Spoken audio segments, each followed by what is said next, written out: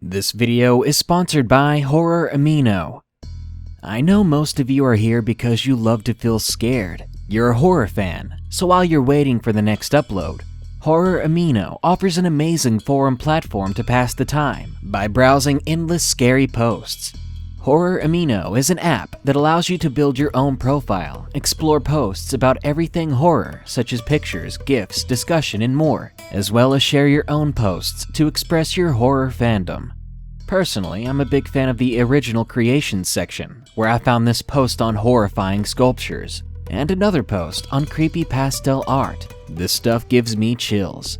So, if you want to join public discussions with people who love horror just like you, or you want to post your own creations and opinions on Nightmare Fuel, Horror Amino is the app for you.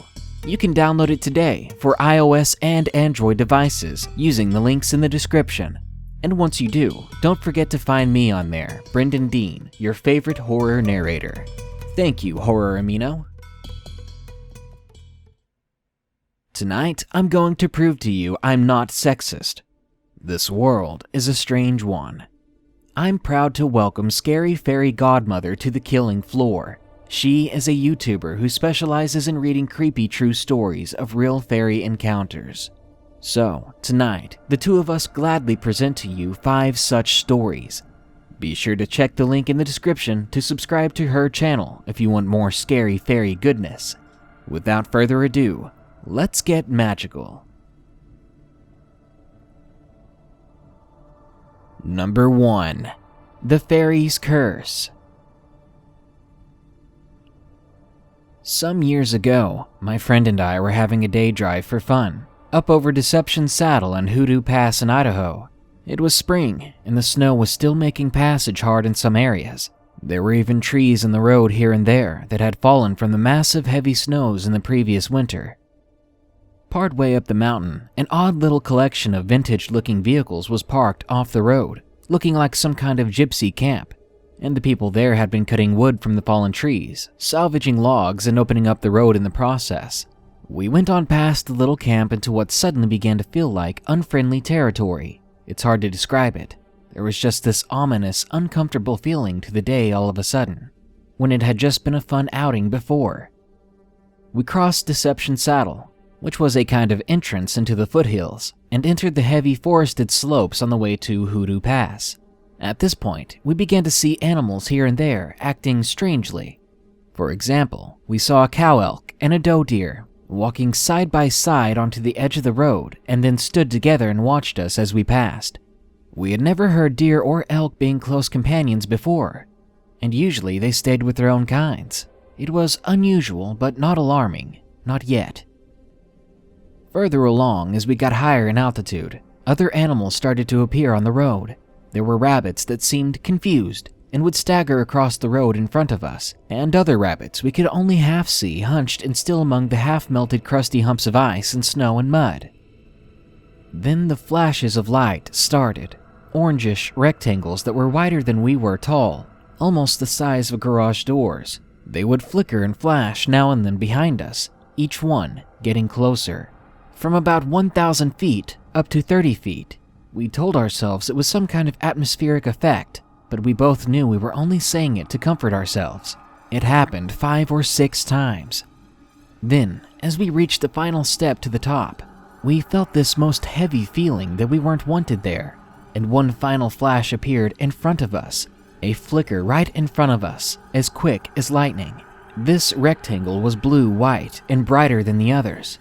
My friend who was driving tapped the brakes, yet there was nothing in front of us after the light faded. So she stepped on the gas, and we went over the top of the pass, as fast as the slippery, half-frozen muddy road would let us. The other side of the mountain was full of huge, old-growth trees. The Forest Service hadn't tended to the road all winter, so it was muddy with slick, uneven patches and fallen trees. It took careful maneuvering off the edge of the road to get around.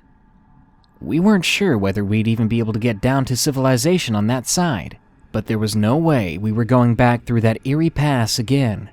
We then realized that the gas tank was reading only a speck above empty, and evening was coming fast. We prepared ourselves for a possible bad night parked in a pickup in remote forested pitch blackness, but we kept driving as far as we could. The gas gauge continued to read empty for 25 miles. We don't know how that worked, but somehow the pickup kept going all the way to Superior, Montana.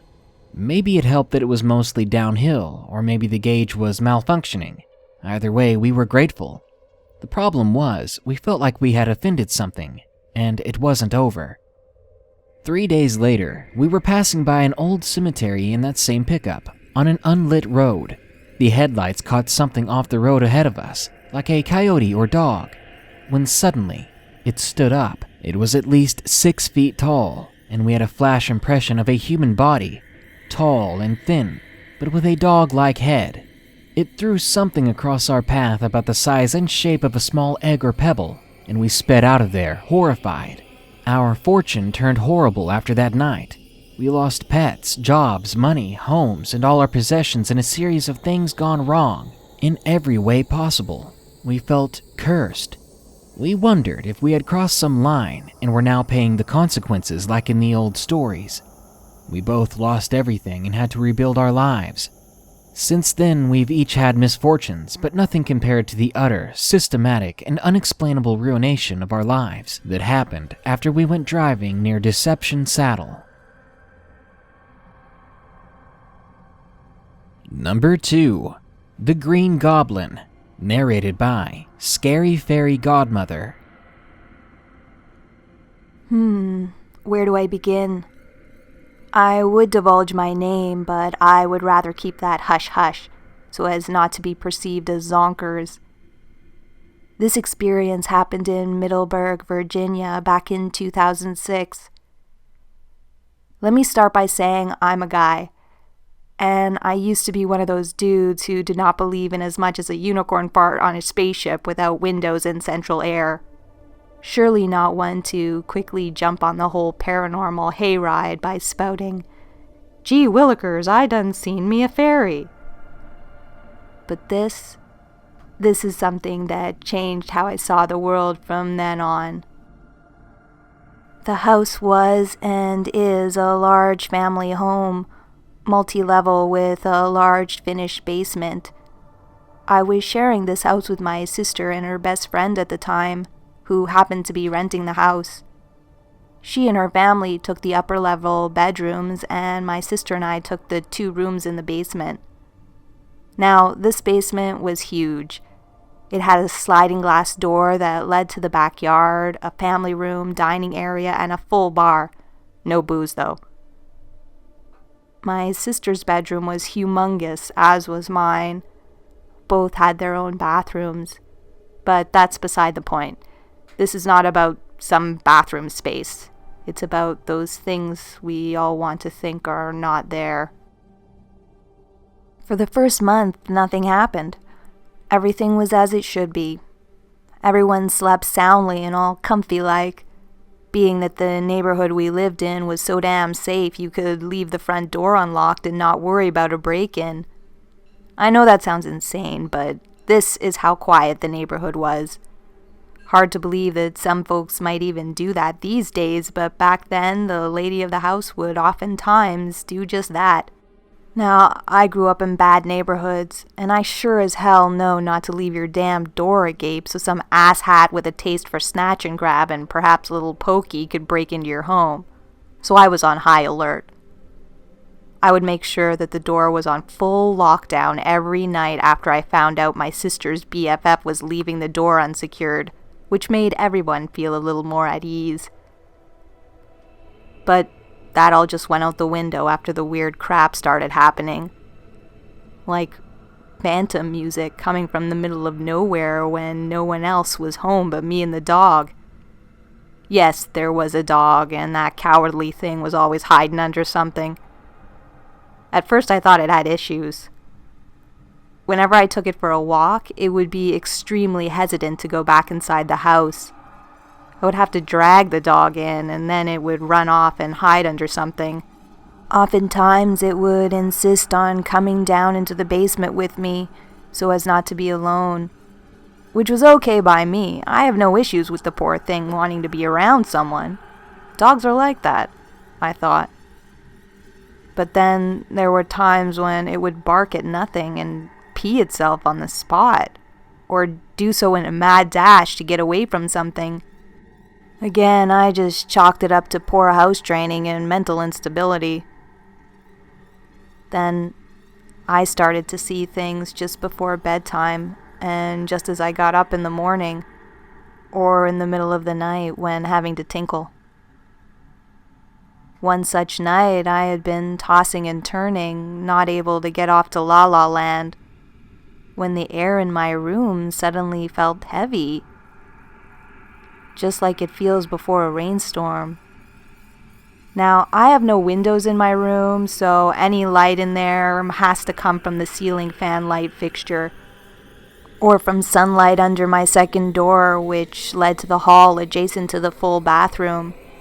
So, anywho, I had been tossing and turning and figured I would get up, take a leak, and read a little before attempting to sleep again. So, I turn over and look around, not seeing a damn thing because my room is pitch black, except for the dot of green from the smoke detector, which, for some odd reason, was shining like a green spotlight.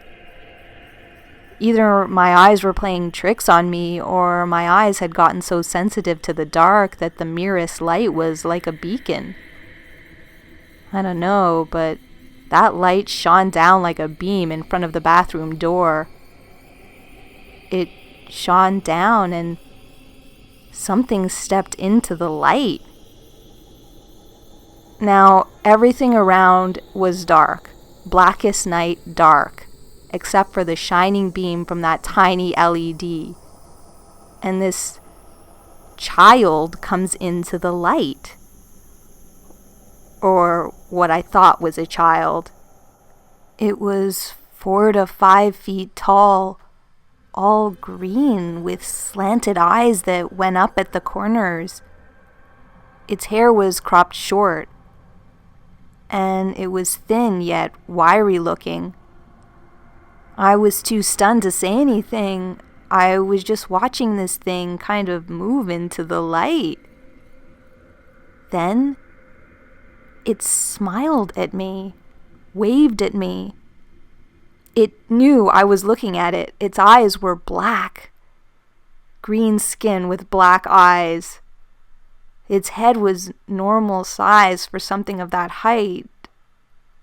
I thought I was dreaming, but as soon as I stood to get up from my bed, my mattress was on the floor. It moved back into the shadows and just vanished. But what had it backed up into?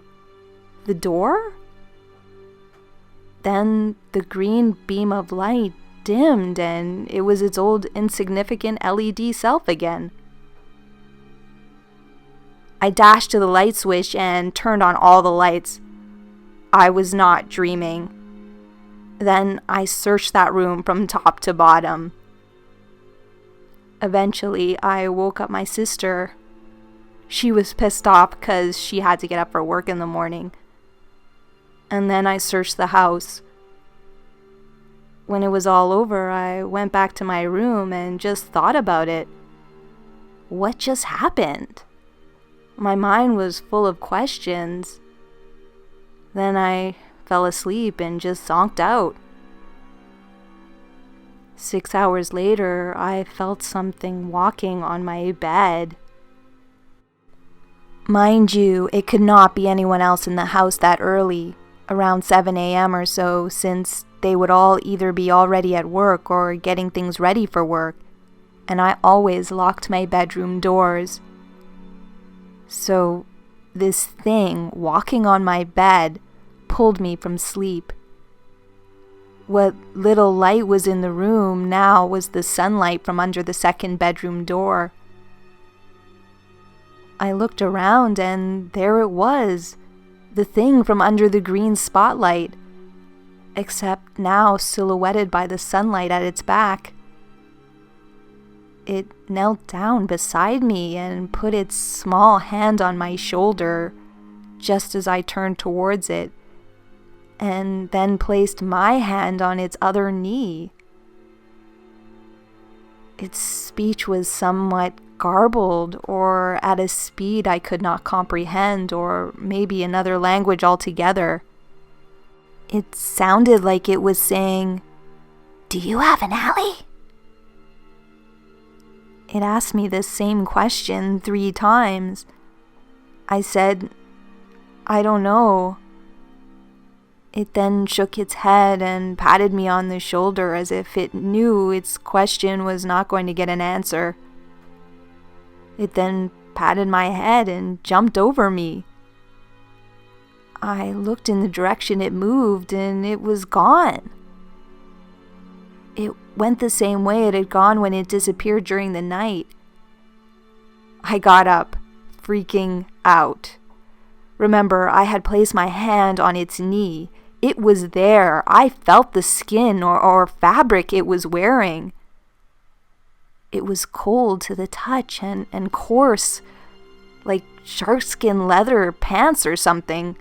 And in the dimness of the little sunlight in the room from under the door's crack, I could make out that it was wearing a leafy brown tunic of sorts, like it had stitched together leaves to make a shirt. Actual leaves. But it was gone now, no sense in asking it about its fashion choices. I told my sister what I had seen and she believed me. She said something was in her room too, moving stuff around, all the while trying to be sneaky so as not to wake her up. She didn't know what it was, but said it was small. At first she thought it was one of her kids, but she looked over and saw that they were sleeping in their beds since they shared the room with her. And her dog had not made a move either because it was scared or because it felt no threat. Strangely, I too felt no threat from that visitor. Things like this continue to happen for the next year in different locations in Virginia. Since moving to Florida, where I now reside, nothing has happened. Not one thing. Apparently, the Fae folk do not vacation in Orlando. Number 3. I Saw Something in Baghdad, Iraq, by The Eldest Troll. I'm a soldier in the United States Army, and I'm currently a little over halfway through a deployment in Iraq. About a month ago, they sent a couple of guys from my platoon home for various reasons: gym-related injuries, family tragedies, children being born, etc. So this left us a bit short-handed. I ended up with an extra guard shift at the motor pool, a big parking lot with military vehicles, from 2 to 4 in the morning. When 4 rolls around, our replacements show up, and we're relieved right on time. I grab my weapon and head back to my room. I just passed through the small opening in the T-wall barrier and was about 50 meters from the shack I was staying in, when something caught my eye on the cement sidewalk in front of me. I stopped dead in my tracks. Ahead, about 30 feet or so, was a black and white cat. I don't know why, but the sight of it caused me to jump, and for some reason I was just afraid. Not like typical, oh crap kind of fear, but more like overwhelming anxiety. The cat just sat there and didn't move, but it looked directly at me. Then I noticed something a little odd. I have a cat back in the States who's the absolute light of my life. A black cat with white paws, a white chest, with a little sliver of white running down the length of its face. This cat looked exactly like mine. Now, obviously, I knew that it wasn't, but the sight of a familiar-looking feline friend was enough for me to somewhat relax that jumpy feeling I had previously felt. I took 3 steps forward, slung my rifle to my side, and I crouched down with one arm outstretched. In an attempt to coax the cat to come over, I pursed my lips to make a little noise when I became completely paralyzed with fear. Standing at about 6 feet before, and now I'm eye level at about 3 feet crouching, the animal I was seeing looked completely different, as if my visual perception completely changed the appearance of this creature, like one of those optical illusion perspective-based art sculptures. What I was looking at, it no longer looked like a cat, but a large, broad dog-like animal crouched with its head lowered, just inches off the ground. All rationality abandoned me at this point, and all I could do was stare back at whatever it was. I couldn't make out much of its face. The only light source around was from a street lamp about 50 meters behind me, past the T-wall. What I was able to make out were its eyes, which I could see clearer than daylight, and they were human. Look into a mirror and open your eyes as wide as you possibly can, and that's pretty much what I was looking at. It just stared at me, and I stared back. I will tell you now that I've never been more terrified in my entire life. I slowly stood up, half expecting whatever I was looking at to take on the appearance of the cat once again, but it didn't. The thing didn't move a freaking inch through this whole encounter. At this point, my weapon wasn't even enough to make me feel safe. I backed away slowly all the while, keeping my eyes on what was in front of me. I had just about reached the gap in the T-wall again, when the thing just vanished. It didn't back away. It didn't slink back into the shadows. It just steadily faded away, and it wasn't there anymore. But right before it vanished entirely, I heard what sounded like a low but somehow loud guttural growling noise. It resonated off the T-walls surrounding the area with the rooms. Needless to say, as soon as I passed back through the T-wall, I freaking bolted. I ran as fast as my legs could carry me with all my gear on, to my team leader's room across the gravel road. I took a moment to calm myself down before entering his room.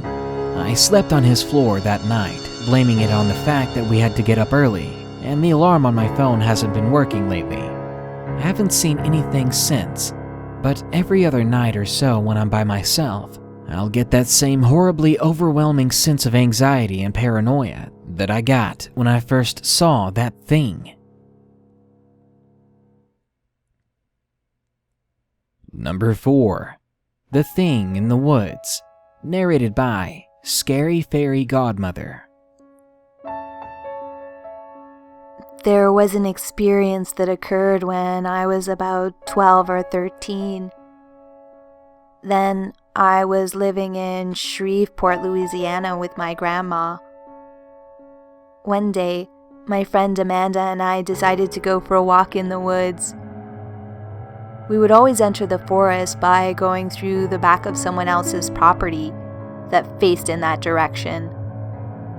The only rule we had was to never alert the people whose property we crossed into, because Louisiana has this little law that gun-happy folks like to use as self-defense and justifiable cause. We could be shot on sight. Seriously.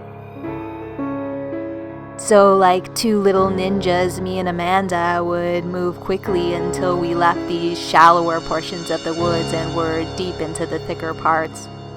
This was our way of traveling through town and into other neighborhoods. We'd cross over fallen trees, pick up on trails, and watch the sun to keep track of the time. This particular day, we started early and wanted to cross into the main area of town. The sun had been high in the sky, shining through the leaves and the trees.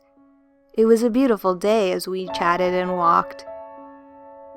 At some point, we came to a fence that signaled we hit property.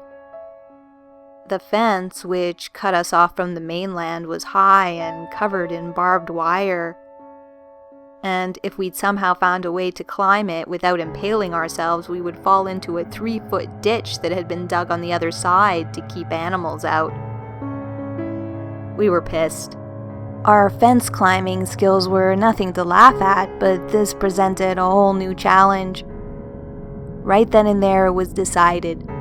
We'd either turn back or start looking for the railroad tracks and follow them home. Turning back wasn't a great option, especially since I had been relying on Amanda's knowledge of the area's routes. We read the time by the sun and knew it was afternoon. We tried anyway, but for some reason we kept going in circles. It was odd, but not that surprising. There was this bush we recognized and kept seeing again and again. I wondered when Amanda was going to admit to being lost. But she was stubborn and refused to budge. An argument started at this point, and I'm not sure which one of us mouthed off first. Eventually, Amanda told me to shut up and listen. So I clamped my mouth and did. There was nothing to hear but the distant sound of cars. That's when I realized that the animals we clearly heard activity from before were silent. Not a hop or skip. It was eerie. So Amanda and I looked around and looked at each other.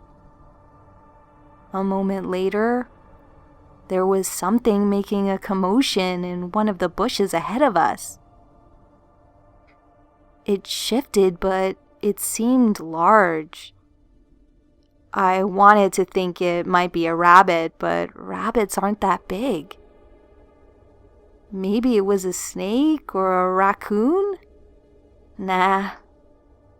At this point, I was hoping for any reasonably sized four-legged furry creature because whatever was in the bush was starting to act weird and predatory.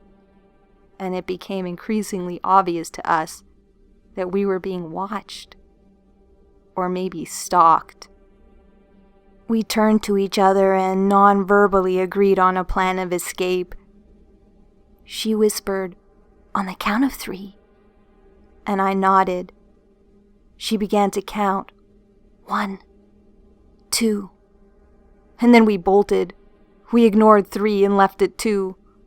It was crazy, instinctual, and exhilarating. We knew to run zigzag, never straight. The element of danger heightened by us running this recklessly. But it was necessary. Behind us, something came exploding out of the foliage and followed us. We could hear feet stomping and scraping. The trees around us zoomed by, but whatever it was kept following.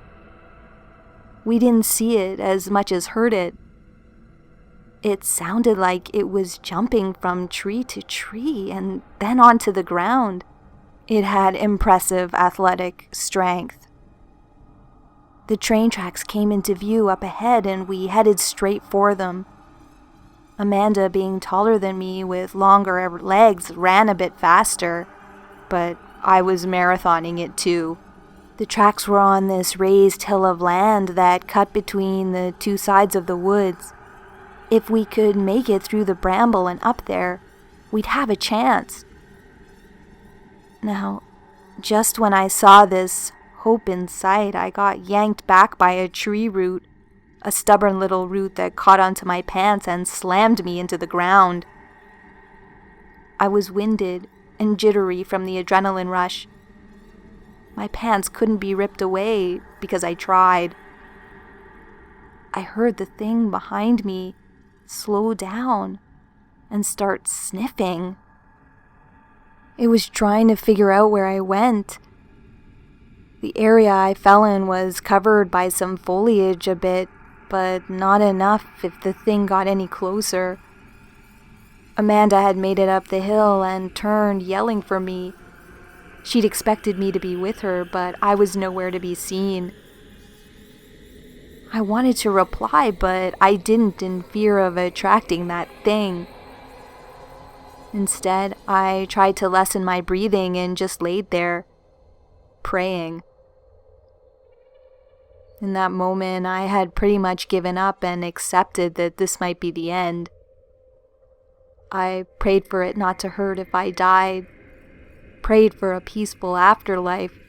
I just accepted it. The leaves were crunchy under my palms and my white pants were in utter ruin. The thing was walking on its hind legs towards me.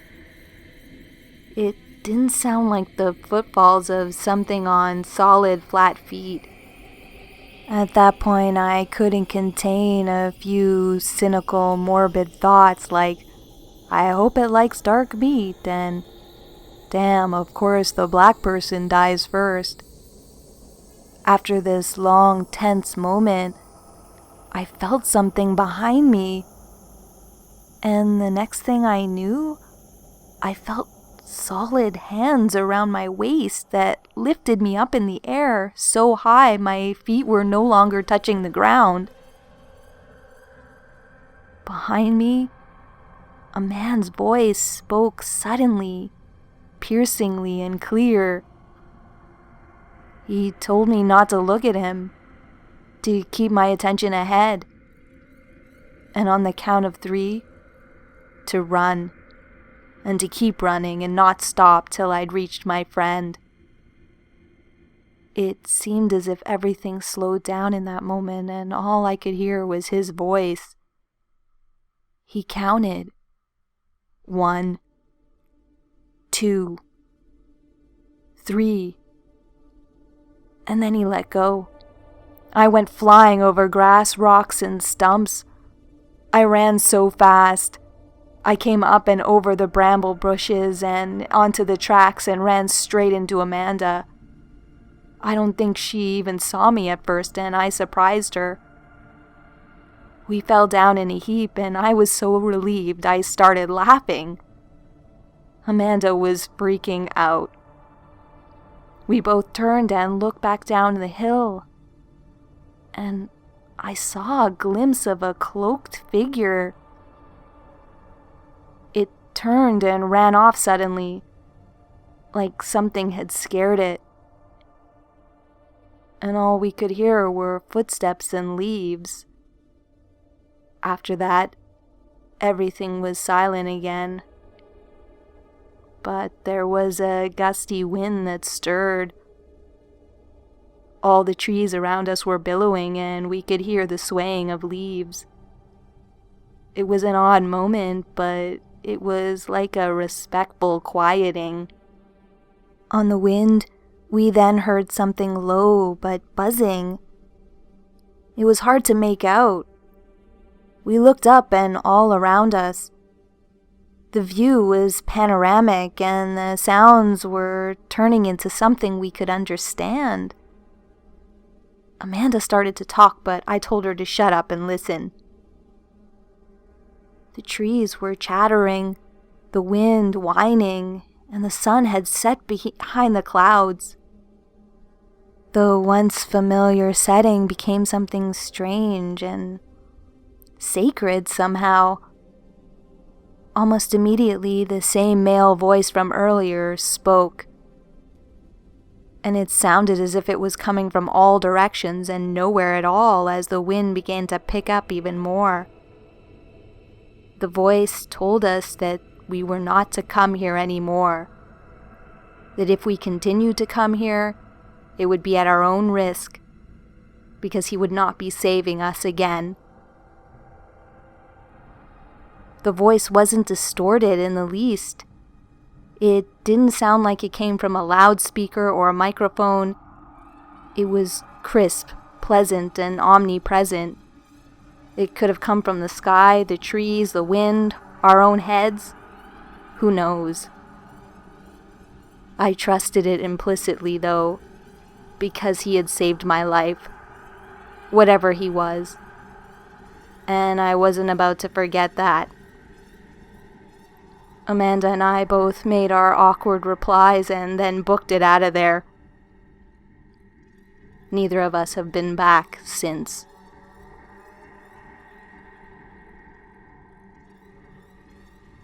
And number 5, the Snake Fairy. My grandparents were peasant people. They were born, lived, and died in the country. They always had the same tasks and routines. My grandfather worked in the fields, while my grandmother stayed at home cooking, cleaning, and doing the housekeeping. Every day at noon, in the warmest moment of the day, my grandmother prepared a lunch for my grandfather.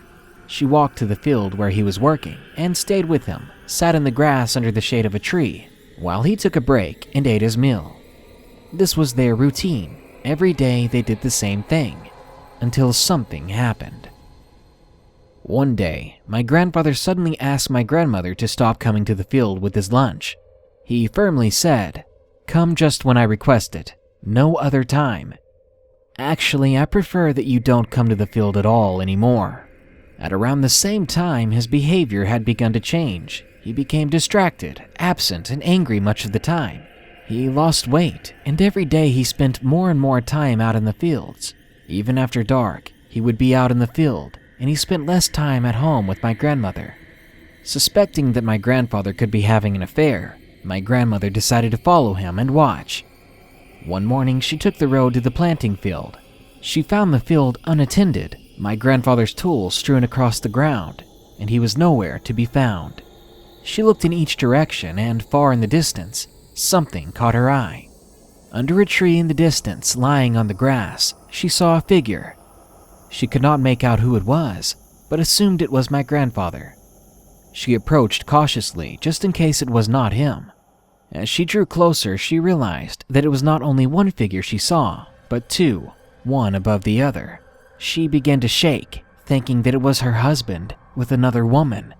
She drew closer and closer, and when finally she could see the figures clearly, she stopped and was filled with terror. It was my grandfather lying there, half naked and embracing, hugging, cuddling not a woman, but a wide, long, and beautiful snake. The serpent was on top of him, stretched from his chest to his feet. Shocked, my grandmother cried out. He stood up and yelled at my grandmother. "What are you doing here? I told you not to come." "Well, now you found it." He seemed confused, almost as if he was on drugs. With a hiss, the snake crawled to the bushes and disappeared in the weeds. "Now she's gone," my grandfather spoke. "I should do what she says. I should go with her." My grandmother convinced him, though, to return home. She decided not to leave him, because whatever happened to him was clearly supernatural or psychological, not his fault, and my grandfather's behavior soon returned to normal. But from then on until the time of his death, he would never accept that he had been embracing a snake and not a young and beautiful woman who loved him, who wanted him to follow her to her house in the forest.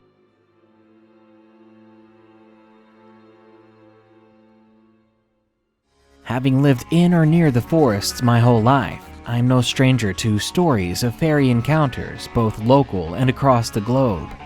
Almost every culture has its own stories of creatures identical to the fairy folk, and most of those stories aren't too joyful. Fairy folk are known to despise humans, to murder, torture, or kidnap us when we are vulnerable. These creatures are insanely territorial, and the best part? You won't always know when you're trespassing on their lands, and when you do, you'll rarely ever see them coming until it's too late. Good night. Be sure to find Scary Fairy Godmother on YouTube and obliterate her subscribe button. But don't forget to like this video, share it, and send me your stories at darknessprevails.org. Thanks.